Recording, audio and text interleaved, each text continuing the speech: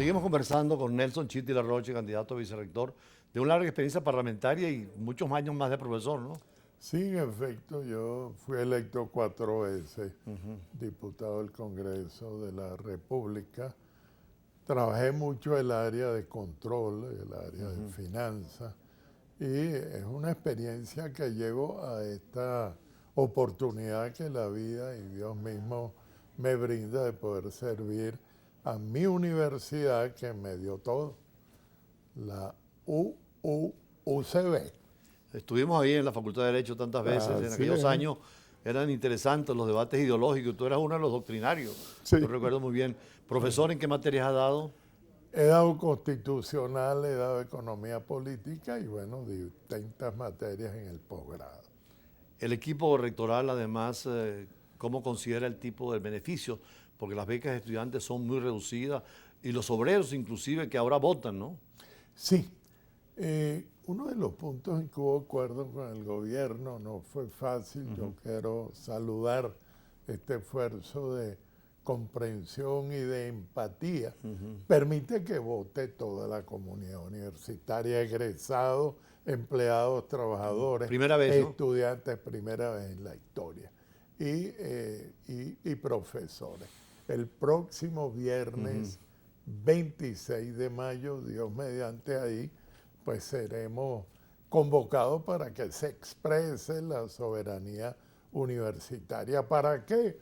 Yo siento que es una gran oportunidad para recuperar el camino de la libertad y el camino de la defensa de la autonomía.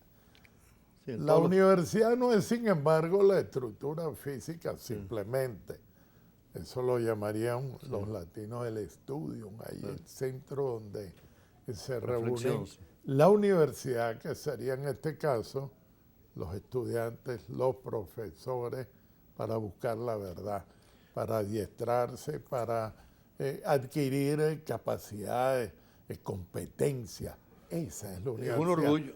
Tiene que ser libre, tiene que ser plural y es autónoma en la medida que eso sea. Siempre de la Edad Media, inclusive con todas las restricciones de la Iglesia, siempre la universidad fue crítica y todo el Renacimiento. Y eso empezó en el siglo XI por allá en Bolonia. Sí, la famosa, que ahora precisamente se llama el Tratado de Bolonia, que es el que unifica a las universidades de la Unión Europea. Así es. Que hay que entrar en eso porque tenemos a España y a Portugal en Iberoamérica, que podría ser un vehículo.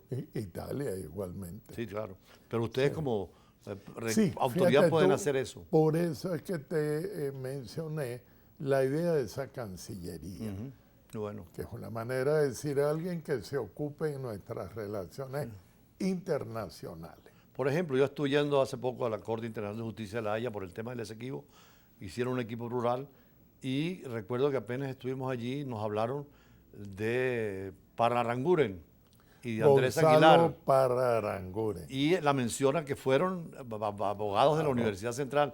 Y Andrés Aguilar, que fue profesor también, que fueron magistrados, los únicos venezolanos en esa corte internacional. Sí, hoy tenemos, sin embargo, muy destacados internacionalistas. En todos lados. Julio es uno de ellos y Noel Lisonja se lo ha ganado. No, y en otros lados, vino Alcalá y Roy Chatterton, en todos los sitios. Roy Chatterton. Sí. Eric Faúndez, Eric Becker. Psicólogo de la Central. Sí, son todos gente de la Central y la Central todavía puede ofrecerle al país, ahora más que nunca, más que todavía, guía y orientación. Además, con un comportamiento ciudadano, convirtiéndonos en una suerte de paradigma. ¿Qué voy a hacer yo, si Dios quiere, desde el próximo viernes?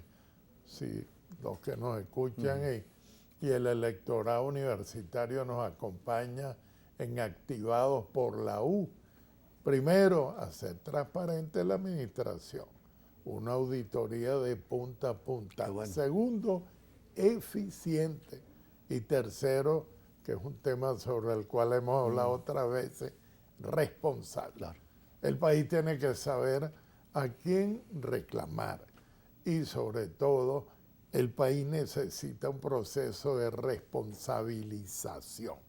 El drama que hemos vivido en Venezuela es que el poder ha actuado sin control. Claro. Basta ver lo que nos ha pasado y tampoco se ha señalado responsable.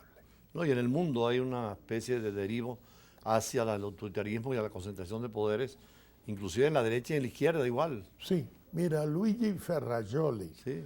tiene una frase que Universitario yo siempre también, por recuerdo. cierto, siempre dando clases. Claro, y además uno de los filósofos del derecho Sí. hoy en día en Europa de mayor acatamiento y reputación, decía, el poder tiene tendencia a acumularse y lo que es más, a librarse del derecho.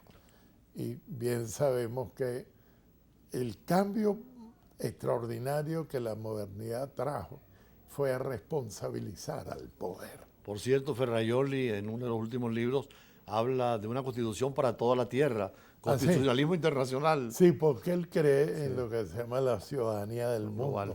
Hay un texto maravilloso de él, bueno, de muchos, Todos ellos. Derecho y Razón, donde... Ayudamos a traerlo tal vez a una clase cuando sea vicerrector. Oye, cómo no, sería maravilloso poder contar con Luigi Un Ferrajoli. punto que no quiero que se escape es la parte cultural, porque también en la UNESCO, en París, figura la Universidad Central con una serie de recursos que son patrimonio universal. Sí, no solo eso, tenemos, por cierto, Rafael Cadena.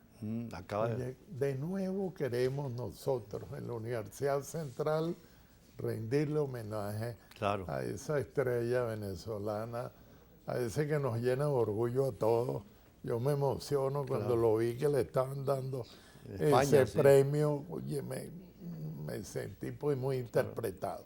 Pero además, fíjate tú, nuestra candidata a vicerrectora también, académica en este caso, es la profesora Aura Marina Bobada, que es de la Escuela de Arte, pero además graduada en literatura francesa de la Universidad de Burdeos, condecorada muchas veces, y que tiene sobre el tema cultura pues toda una natural inclinación. Necesitamos entender que la cultura es la gente.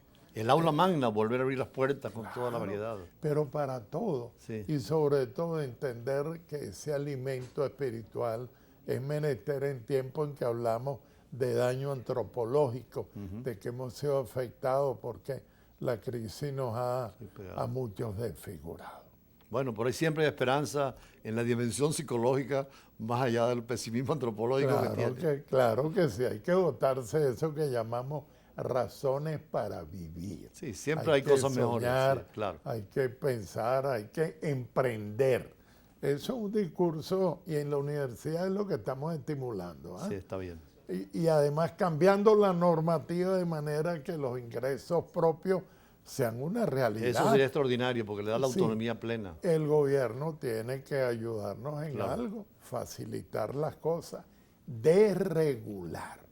Y es algo que le convendría incluso a la economía Claro. nacional. Bueno, cuando ya tengamos el resultado en Brújula Internacional, yo sé que contigo no solamente hablamos de la universidad, sino de cosas más globales y de carácter universal, sobre todo en la parte constitucional, que ahorita es un tema fundamental en todos los gobiernos. Sí, porque exigencia la democrática. Constitución es el referente hoy en día.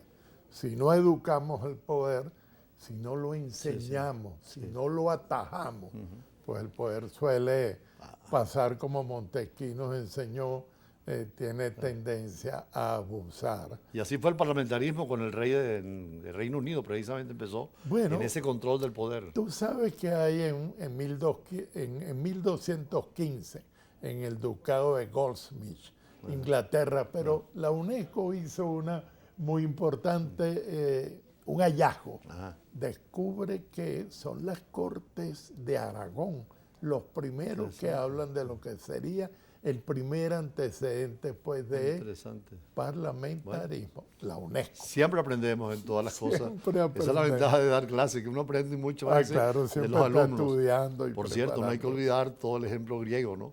Sobre todo en la época de no, Pericles con su democracia. Claro, plena. Pericles, que de los pocos textos griegos en que la democracia está fundamentada, es aquel texto que recoge Tucídides Claro. en las guerras del Peloponeso, la oración fúnebre en el discurso de Pericles ante los muertos de Atenas. Que además, con Tucídides pareciera que esté teniendo razón hoy, porque aunque habla de la guerra del Peloponeso, está planteando el tema de que Esparta y Atenas por la competencia van a la guerra. Así y que es. ahora China está en ese proceso con Estados Unidos y que podría haber guerra, ¿no?